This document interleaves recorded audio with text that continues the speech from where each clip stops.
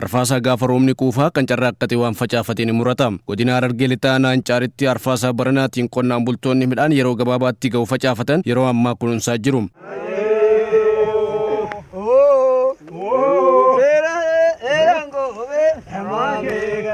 Boloqqee, xaafii fi maashoon midhaan yeroo gabaabaatti aanichatti ga'anidha. Qonnaan bultoonni araddaa kuus warreen dursanii rooba arfaasaatti fayyadamuun midhaan isaanii sadarkaa gaariirra jirudha. Midhaan karaa san dhiifnetti amma midhaan saffisee ga'u oomisha saffisee ga'u kana oomishne har'a sadarkaa kanarra gahe. Oomisha saffisee ga'u yeroo jennu xaafii, boloqqee fi wanneen garaagaraa jechuudha. Kana oomishaa jirra yeroo arfaasaa kanatti. Dachiin teennaa baay'ee ni kenniti.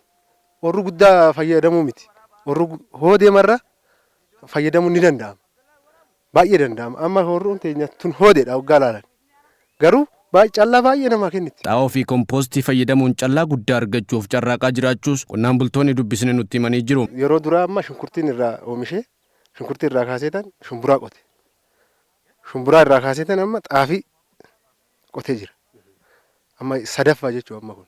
Afuraffaalleef qophiidha. Deeggarsa ogummaa kennuu fi qonnaan bultoonni waqtii roobni jiru kanatti akka fayyadaman taasisuu irratti hojjechaa jirraa kan jiran hojjettoonni misoomaas gahee isaanii baachaa jiraachuu himanii jiru. Haala qophii lafarraa kaafnee itti fayyadama dawaa, itti fayyadama xaa'ootii fi haala aramaa hundaa gorsa kenninee fi qonnaan bulaan keenya sadarkaa kanarra jira amma. Qonna arfaasaa baranaatiin midhaan gosa garaagaraa lafa hektaara 4,000 ol irratti misoomsaa jiraachuu kan himan itti gaafatamaa waajjira qonnaa Naancaar obbo Abdurrahmaan Kadirooti. Mishingaa yeroo dheeraa baatii 9 dhiisaniiru jechuudha naannoo kanatti amma yeroo ammaa jechuudha. Baay'inaan duraan kan oomishamu mishingaa ture jechuudha. Qonnaan bulaan keenya rakkoo mishingaan hongeedhaan miidhamuu irraa kan ka'e gama oomisha yeroo gabaabaatti xaafii, dukunii fi karaa maashoodhaa jijjiirameera jechuudha boloqqee. Qonnaan bultoonni dursanii qophii taasisuun arfaasaa kana midhaan gosa garaagaraa facaasuun milkaa'uu isaanii kan himan bulchaan aanaa Ancaar obbo Aliin Maammannuur yeroo ammaa kana hojiin kunuunsa midhaanii gaggeeffamaa jiraachuus dubbataniiru. Hektaara 4,000 facaasnee yeroo ammaa kunuunsa irratti argamna.